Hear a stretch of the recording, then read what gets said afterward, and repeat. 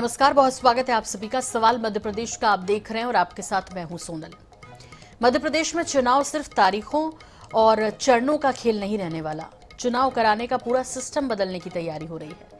निकाय चुनाव अगर 2 की जगह 1 चरण में और पंचायत चुनाव 3 की जगह 1 चरण में हुए तो चुनावी प्रक्रिया छोटी होगी। आचार संहिता का लंबा दौर घटेगा और विकास कार्यों पर पड़ने वाला असर भी कम हो सकता है। सवाल यह है लेकिन इन सब के बीच कि क्या पूरा प्रदेश एक साथ चुनाव कराने के लिए तैयार है? पर्याप्त ईवीएम है, सुरक्षा बल है, मतदान केंद्र, कर्मचारियों की तैनाती से लेकर मतगणना तक। क्या इतनी बड़ी कवायद को एक ही चरण में मैनेज किया जा सकता है? इसी पर मंथन के लिए सितंबर में अंतर्राज्यीय राज्य निर्वाचन आयुक्तों की अहम बैठक होने जा रही है। यानी मध्य प्रदेश में चुनाव की तारीख से पहले ही चुनावी व्यवस्था बदलने की तैयारी शुरू हो गई है। और अगर ये मॉडल लागू हुआ तो प्रदेश की चुनावी तस्वीर भी बदल सकती है। आज इसी विषय पर विस्तार से करेंगे बात, तो शुरू करते हैं सवाल मध्य प्रदेश का।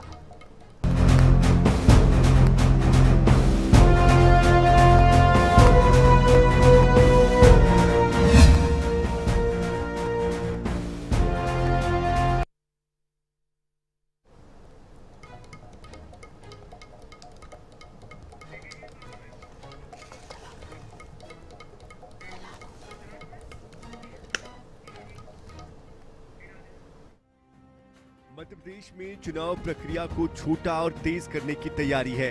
दरअसल नगरीय निकाय और पंचायत चुनाव कई चरणों में होने के कारण प्रदेश के अलग अलग हिस्सों में लंबे समय तक आदर्श आचार संहिता लागू रहती है।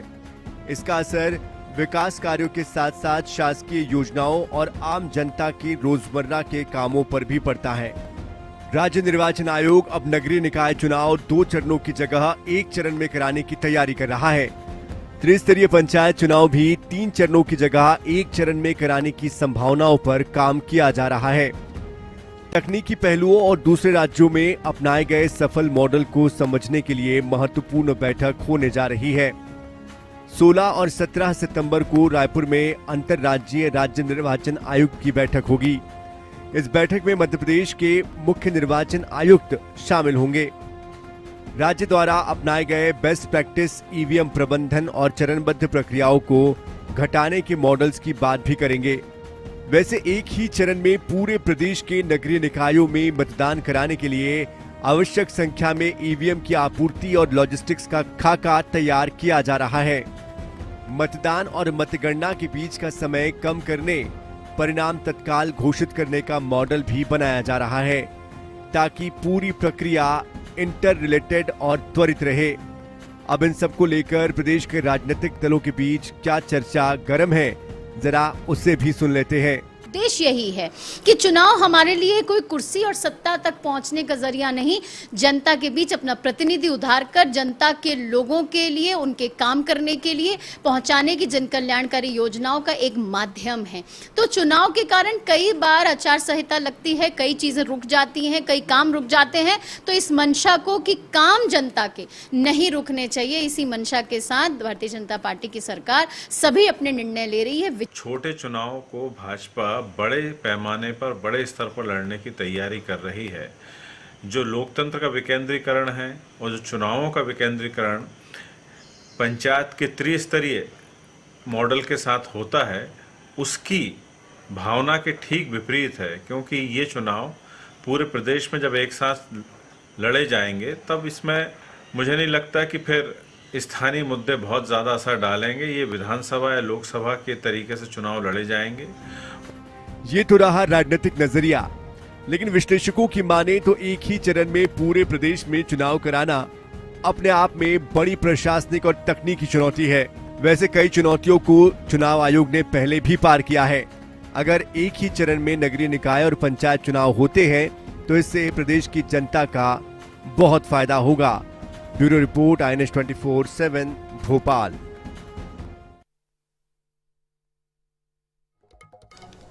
तो इस विषय पर कुछ सवाल हैं जहन में, आपके साथ साझा कर रही हूं। पहला ये कि क्या मध्य प्रदेश में चुनाव का 1 फेज फार्मूला बड़ा चुनावी मास्टर स्ट्रोक है? दूसरा सवाल ये होगा कि क्या महीनों चलने वाली आचार संहिता से इससे मुक्ति मिलेगी, ऐसा कहा तो जा रहा है, लेकिन एक्सपर्ट से समझेंगे इसको। तीसरा सवाल होगा कि पूरे प्रदेश में एक साथ मतदान, क्या चुनाव आयोग के पास पर्याप्त ईवीएम और संसाधन है। चौथा सवाल कि निकाय और पंचायत चुनाव एक चरण में, क्या व्यवस्था इतनी बड़ी जिम्मेदारी के लिए तैयार है। और पांचवा सवाल कि क्या एक चरण का जो चुनाव लोकतंत्र को मजबूत करेगा या अव्यवस्था को बढ़ाएगा, ये भी एक्सपर्ट से जानेंगे। छठवां और आखिरी सवाल होगा कि एक चरण में मतदान और जल्द नतीजे, क्या इससे चुनावी पारदर्शिता बढ़ेगी, जिसके लिए आज सबसे ज्यादा बात की जाती है। तो चलिए जल्दी से इंट्रोड्यूस करा रही हूँ हमारे आज के पैनल से कौन कौन है हमारे साथ। आपको बता दें कि इस वक्त आपके टीवी स्क्रीन पर जो मेहमान नजर आ रहे हैं उसमें सबसे पहले हैं डॉक्टर प्रेम व्यास, जो कि बीजेपी प्रवक्ता है। बहुत स्वागत है डॉक्टर प्रेम व्यास आपका। प्रवीण धौलपुरे जी हैं, जो कि कांग्रेस का पक्ष रखेंगे। बहुत स्वागत है प्रवीण जी आपका भी। और हमारे साथ जुड़े राजनीतिक विश्लेषक R K. Shukla ji. Doctor R K. Shukla आपका भी बहुत स्वागत है। सबसे पहले प्रेम व्यास जी, मैं आपका रुख कर रही हूँ और आपसे समझना चाहती हूँ कि हालांकि बहुत समय से वन नेशन वन इलेक्शन की बात होती आई, क्या ये जो मध्य प्रदेश में एक नए प्रयोग के बारे में सोच रहे हैं वो उसका ट्रेलर है, या ये करके मतलब नगरीय निकाय और पंचायत चुनाव करके आप ये समझना चाहते हैं कि हम कितने तैयार हैं, या इसके पीछे की असल वजह क्या है? देखिए सोना जी, सर्वप्रथम तो किसी भी प्रक्रिया को तय करने का संवैधानिक अधिकार जो होता है वो आयोग के पास होता है। वो आयोग संपूर्ण जिम्मेदारी के साथ में संपूर्ण निर्वाहन प्रक्रियाओं को लागू करने के पश्चात तो पहले उसकी तैयारी होती है, चाहे वो तकनीकी पहलू हो चाहे अन्य पहलू हो, और उसके बाद लागू किया जाता है। वही अमेरिका जब आकर भारत में तारीफ करता चुनाव आयोग की, तो समस्या हो जाती है। अभी कुछ समय पहले 140 करोड़ लोगों के लिए कहा ना अमेरिका ने, जिस तरह से चुनाव आयोग ने पूरे देश की व्यवस्थाओं को सुचारू रूप से लागू करा था। और एक लंबा अंतराल था आजादी के बाद, जब लोकसभा और विधानसभा चुनाव एक साथ होते, किसी कारणवश उसमें पूर्व में मध्यवर्ती सरकारें गिरी, उसके बाद चुनाव की प्रक्रियाओं में बदलाव आया। तो आज वो समय है कि पूर्णता के साथ में चुनाव को जो है सिर्फ बार बार चुनाव नहीं, बार बार विकास को प्राथमिकता दी जाए। उसी के तहत चुनाव आयोग कार्य कर रहा है। और जिस तरह के कार्य अभी पूर्व में किए गए, मुझे लगता है कि आज 16-17 तारीख को जो बैठक होगी उसमें सभी तकनीकी पहलुओं पर, चाहे वो ईवीएम मशीन की रिक्वायरमेंट्स है जो उस समय ज्यादा लगेगी, या मतगणना, और जो एक आरोप लगा जाता था कि मतदान और मतगणना के मध्य में बहुत बड़ा अंतर होता है, उसको बांटने की प्रक्रिया हो, चाहे मशीनों की जो लॉजिस्टिक व्यवस्था हो, इन तीनों प्रारूप जो मुख्य रूप से उस समय आवश्यक होगा, उन सभी प्रारूपों पर चुनाव आयोग बैठक करके तय करेगा। और मध्य प्रदेश के जो मुख्य निर्वाचन आयुक्त है वे भी उसमें शामिल होंगे, क्योंकि मध्य प्रदेश में लंबे समय से किस तरह से चुनाव प्रक्रियाओं का पालन हुआ, किस तरह से ग्रामीण अंचलों में चुनाव के लिए क्या तैयारियां पूर्व की गई, तो उसका पूरा ब्यौरा होगा। तो मुझे लगता है कि जिस तरह के कार्य आज हो रहे हैं जनता के हित के लिए, कहीं पर अगर बार बार आचार संहिता लागू हो जाती, कहीं पर बार बार विकास कार्य बाधित होती, तो ये दोनों दलों के लिए, ये सिर्फ भारतीय जनता पार्टी के लिए, कहीं पर आपके प्रतिनिधि भी मौजूद है, कहीं पर हमारे प्रतिनिधि भी मौजूद है, तो निश्चित रूप से दोनों प्रतिनिधियों को जो विकास कार्य बाधित होते हैं उससे मुक्ति मिलेगी, जनता को बार बार चुनाव से मुक्ति मिलेगी। 3-3 चरणों के अलावा सिर्फ एक चरण में चुनाव होंगे, और उसके कारण जो है प्रदेश में जो व्यवस्थाएं लागू होती है, और कई सारे जो चुनाव प्रबंधन में अधिकारी लग जाते हैं, या मतदान प्रक्रियाओं में कई सारे अधिकारियों की भूमिका होती है, उसके बाद सेक्रेटरीज के तौर पर जो हमारे प्रशासनिक अधिकारी कर्मचारी लगते हैं उनकी भूमिका होती है। तो इन सब भूमिकाओं का एक सीमित दायरा होगा, और मुझे लगता है कि व्यवस्थित तौर पर अगर उस पर विचार किया जा रहा है तो विपक्ष को भी एक सकारात्मक भूमिका निभाना चाहिए, क्योंकि पूरी प्रक्रिया के बाद में सभी राजनीतिक दलों से, क्योंकि चुनाव आयोग एक प्रक्रिया अपनाता है, अगर कहीं कोई आवश्यकता है तो उसकी मांग को रख सकते हैं, लेकिन प्रदेश के हित में, देश के हित में अगर निर्णय लिए जा रहे हैं तो मुझे लगता है उसका स्वागत भी होना चाहिए, और कहीं कोई आवश्यकता है तो उसको प्रदर्शित करना चाहिए। ठीक है, प्रवीण धौलपुरे जी आप क्या सोचते हैं, यदि मध्य प्रदेश में ऐसा संभव हुआ तो? देखिए, निकाय और पंचायत चुनाव एक साथ होते हैं तो हम इसका स्वागत करते हैं। इससे आचार संहिता का जो समय कटेगा, लेकिन जो 5 साल जब सरकार चुनने के जो 5 साल की सुस्ती सरकार की होती है, उसके लिए तो जनता लगातार बैठी रहती है, इंतजार करती है। हम इस प्रक्रिया का स्वागत करते हैं कि नगरीय निकाय चुनाव, पंचायत चुनाव एक साथ करिए, और थोड़ा समय घटाइए भी आप, जो आचार संहिता का समय वो कम हो जाएगा। लेकिन जो सरकार की मूलभूत जो मांगे जनता की होती है सरकार से, वो कब पूरी होंगी? जनता आज भी 5 साल तक वोट देने के बाद इंतजार करती है कि वो कैंडिडेट आता है और उनको वो प्रचार करते हैं, आश्वासन देते हैं, जनता उनको चुन भी लेती है। लेकिन 5 साल लोकतांत्रिक प्रक्रिया के बाद जब चुने हुए प्रतिनिधि 5 साल जनता के काम नहीं करेंगे, सरकार काम नहीं करेगी, तो जनता तो विवश हो जाती है। तो हम तो चाहते हैं कि इस तरह की प्रक्रिया होनी चाहिए। कांग्रेस पार्टी इसका स्वागत करती है। अब भारतीय जनता पार्टी और जो प्रशासन है जिस तरह का जो सर्किल है, क्योंकि चुनाव आयोग की अभी बैठक होनी है इसके लिए, मुझे लगता है 16-17 तारीख को जो बैठक का आहूत है उसमें ये डिसीजन दिया जाएगा। देने के बाद जो एक चरण की प्रक्रिया है, कांग्रेस पार्टी उसका स्वागत करती है, लेकिन इस बात पर जरूर ध्यान रखना चाहिए कि एक साथ चुनाव कराने पर आचार संहिता का जो कम समय हो रहा है, उसके बाद जो 5 साल की जवाबदेही होती है, वो जवाबदेही किसकी है? सरकार की है। यही तो असली लोकतंत्र है। ठीक है, ठीक है, मतलब आपको कोई ऐतराज नहीं है। जी जी जी, जवाबदेही तय होनी चाहिए। जवाबदेही तय होनी चाहिए, लेकिन कभी ये होता ही नहीं आया, चाहे चरण 2 चरणों में हो, 3 चरणों में हो चुनाव, या फिर 1 चरण में हो। लेकिन सबसे बड़ी बात है कि जो जनप्रतिनिधियों को चुनकर जनता भेजती है वो 5 साल कितना काम करते हैं या फिर आखिरी दौर में काम करते हैं। Doctor R.K. शुक्ला, लेकिन आपका दृष्टिकोण बहुत महत्वपूर्ण होने जा रहा है इस विषय पर, और इसलिए भी कि मध्य प्रदेश में ये जो हो सकता है कि ऐसा हो, क्योंकि प्लानिंग होनी है, बैठक होनी है, बाकी राज्यों से बातचीत भी हो रही है, लेकिन मध्य प्रदेश के संदर्भ में जब बात होती है तो क्या आपको लगता है कि ऐसा होगा तो बेहतर होगा, और इसके लिए क्या क्या जरूरतें होंगी? अभी बड़ी जरूरत किस चीज की है, मतलब जमीनी स्तर पर मध्य प्रदेश उसके लिए कितना तैयार है?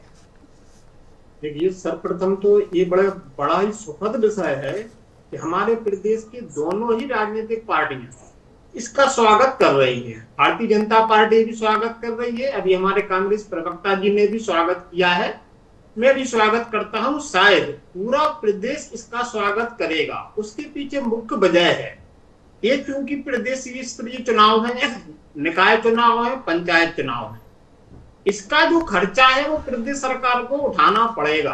तो वैसे ही हमारा प्रदेश बहुत भारी कर्ज में डूबा हुआ है।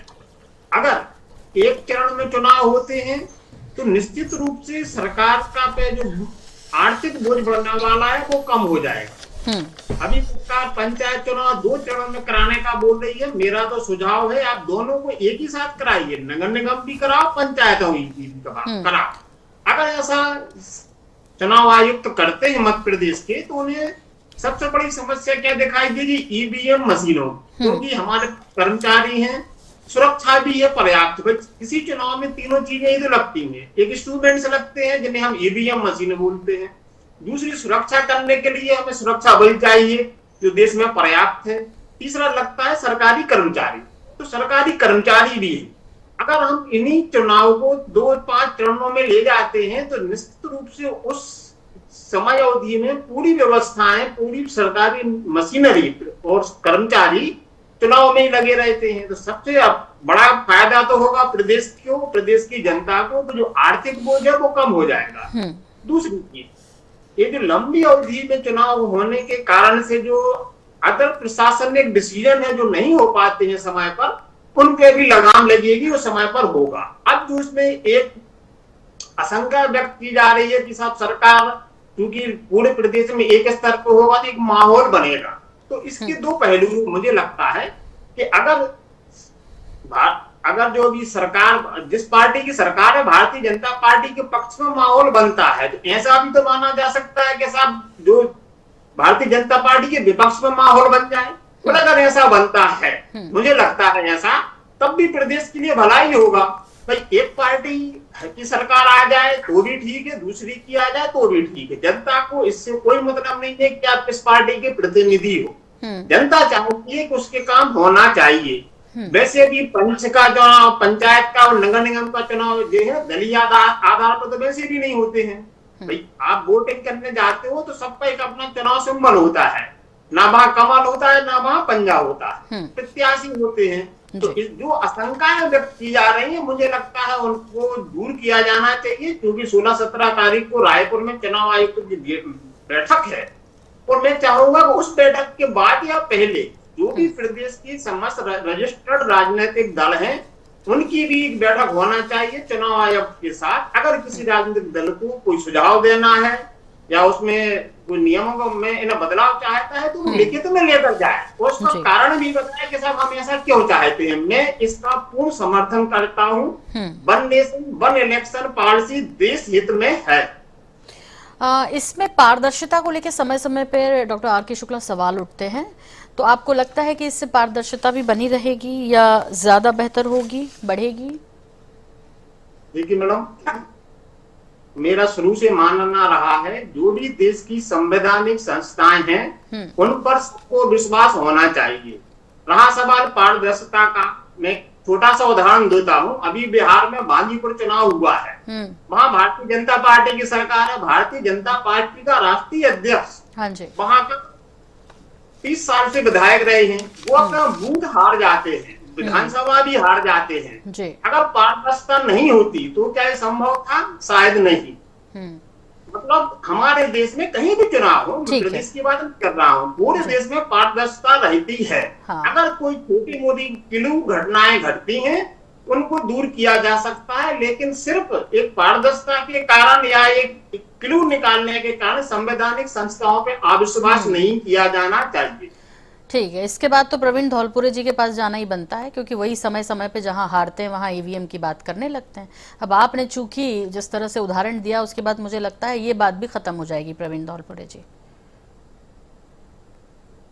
हम लोग जिस बात को हमेशा करते हैं, जहां हमें खामी दिखती है वहां हम आवाज उठाते हैं। ये तो खामी वहां क्यों, ये क्या बात हुई? खामी क्यों दिखती है आपको? वहां क्यों दिखती है जहां पर कि आप जीतते हैं वहां नहीं दिखती, जहां बीजेपी हारती है वहां नहीं दिखती, लेकिन जहां जीतती है वहां दिखती है?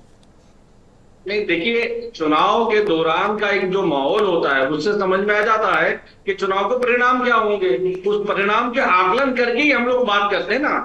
हम कोई भी अगर आरोप लगा रहे हैं तथ्यों के साथ ही लगाते हैं और तथ्यों के साथ ही बात करते हैं। लेकिन जब चुनाव आयोग अगर एक तरफा डिसीजन ले और कई पार्शलिटी हमें दिखे, क्योंकि प्रायः होता ही है कि जब भी उपचुनाव होते हैं तो जो सत्ता का उपयोग होता है, जो प्रशासनिक मशीनरी का उपयोग होता है, वो सत्ता पक्ष के लिए जाता है। चुनाव आयोग ठीक ठाक काम कर रहा है ना? आप जो समय समय पे उसको लताड़ते रहते हैं, ठीक ठाक काम कर रहा है। दो चीजें, देखिए, लोकतांत्रिक प्रक्रिया के अंदर जब चुनाव आयोग एक संवैधानिक संस्था है, तो संवैधानिक संस्था अगर कहीं पे हमें लगता है कि वो एक चश्मे से देख रही है तो सवाल उठाना लाजमी है।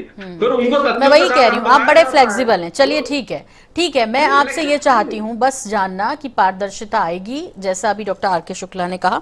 कोई सुझाव है आपके पास, या इसे और कैसे बेहतर किया जा सकता है? इस पक्ष में तो है, लेकिन जब वन नेशन वन इलेक्शन की बात होती है तो आमतौर पर विपक्ष बहुत सहयोगी लगता नहीं, उसके पक्ष में ज्यादा बोलता नहीं।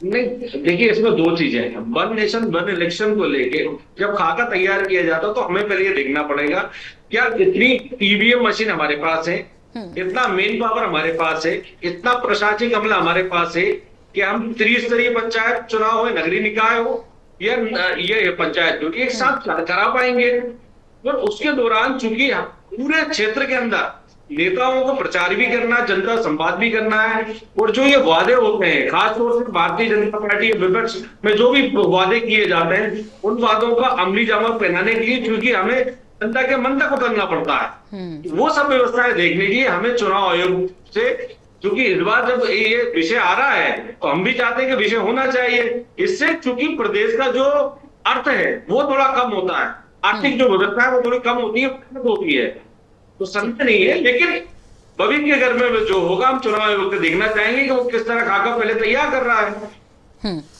ठीक है, बार बार डॉक्टर प्रेम व्यास, बस ये कि हम जमीनी स्तर पर कितने तैयार हैं, हमारे पास वो तमाम संसाधन हैं। ईवीएम का जिक्र डॉक्टर आर के शुक्ला ने भी किया और प्रवीण धौलपुरे जी भी कर रहे हैं, तो किस तरह की व्यवस्थाएं आप दुरुस्त कर रहे हैं इसके लिए, यदि इसे मध्य प्रदेश में लागू करना चाहते हैं तो रजनी, सबसे प्रथम तो मैं आशान्वित हूं कि जैसा आदरणीय प्रवीण जी ने कहा है, पूरी कांग्रेस पार्टी उसी बात को माने और उसी बात को अपने आचरण में भी लाए अगर स्वीकार करते हैं। तो दूसरी तरफ की जो कहा गया है, चुनाव आयोग एक स्वतंत्र संवैधानिक संस्था है, वो निर्णय लेती है, नियम बनाती है, उसके पश्चात राजनीतिक दलों से उस विषय में चर्चा करती बाध्यता नहीं है। लेकिन जब भी इस तरह के नियम बनाए जाते हैं, अगर कोई नवाचार किए जाते हैं तो राजनीतिक दलों से भी परामर्श होता है। दूसरी तरफ है कि जो आपने कहा निश्चित रूप से वाजिब प्रश्न है, 16-17 के मध्य में इन्हीं सब विषयों को खाका तैयार होगा कि प्रदेश की आवश्यकताओं के अनुसार, देश की आवश्यकताओं के अनुसार कितनी ईवीएम मशीन है, कितने लॉजिस्टिक है और कितने सुरक्षाकर्मी उस समय लगेंगे, और इन तीनों विषय पर चर्चा होने के बाद प्रदत्त होगा। उसके बाद राजनीतिक दलों से विचार विमर्श किया जाएगा। तो मुझे लगता है आज जब एक अच्छे विचार के साथ में चुनाव आयोग स्वतंत्रता के साथ में कार्य कर रहा है तो आज आवश्यकता है कि उसका समर्थन किया जाए, चूंकि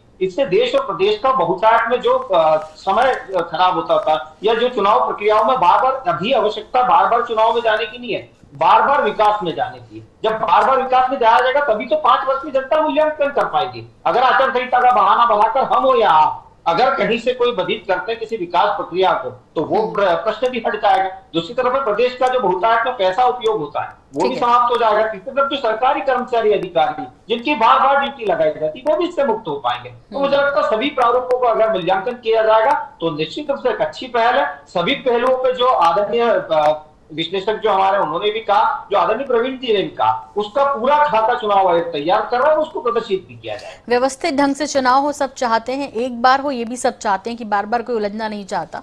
पूरे 5 साल में कहीं ना कहीं कभी विधानसभा, कभी लोकसभा, फिर नगरीय निकाय, फिर पंचायत, ये सब होते हैं तो आम जनता वाकई में परेशान होती है। ये उनके लिए तो राहत होगी, लेकिन प्रशासन के लिए कितनी बड़ी चुनौती होगी देखना दिलचस्प होगा। डॉक्टर आर के शुक्ला, आपसे ये जरूर पूछना चाहेंगे कि इसे मास्टर स्ट्रोक, चुनावी मास्टर स्ट्रोक क्यों कहा जा रहा है? ये किस तरह हो सकता है? या कहें कि जब जब भी बीजेपी ने इस तरह की बात की तो कांग्रेस को क्या इससे उनका चुनावी फायदा दिखता है? ये भी आपसे मैं समझना चाहूंगी। देखिए, मास्टर स्ट्रोक कहना तो मुझे लगता कि शायद उचित नहीं होगा, क्योंकि हमारे देश में, प्रदेश में लोकतंत्र है ना। ये तय करना हमारे मतदाताओं का काम है कि वो किस पार्टी के साथ जाता है, किस पार्टी के विरोध में जाता है। क्योंकि एक बार एक डेट में चुनाव कराने में, एक चरण से चुनाव कराने में या 5 चरण में चुनाव कराने में अगर मतदाता को समस्या है तो आज भी रहेगी, 1.5 महीना बाद भी रहेगी। क्योंकि 1-1.5 महीने में समस्याओं का समाधान ना कांग्रेस कर पाई है 50-60 साल में, ना 20-25 साल में भारतीय जनता पार्टी कर पाई। बात में सब करते हैं, मैंने तो इसलिए उदाहरण दिया। 50-60 साल कांग्रेस की सरकार रही, उन्होंने भी वादे किए, कौन से वादे पूरे कर दिए? नहीं कर पाए। 25 साल से भारतीय जनता पार्टी की सरकार है, ये भी वादे करते हैं, ये भी पूरे नहीं कर पाए। तो ऐसा नहीं है कि सिर्फ एक चरण में, एक डेट में चुनाव होने से पूरी माइंड डाइवर्ट हो जाए। कुछ 5 चरण। डॉक्टर आर के शुक्ला, प्रवीण धौलपुरे जी, डॉक्टर प्रेम व्यास, बहुत शुक्रिया आप लोगों का समय साझा करने के लिए। और इसी के साथ चुनावी शॉर्टकट या मास्टर स्ट्रोक में फिलहाल इतना ही।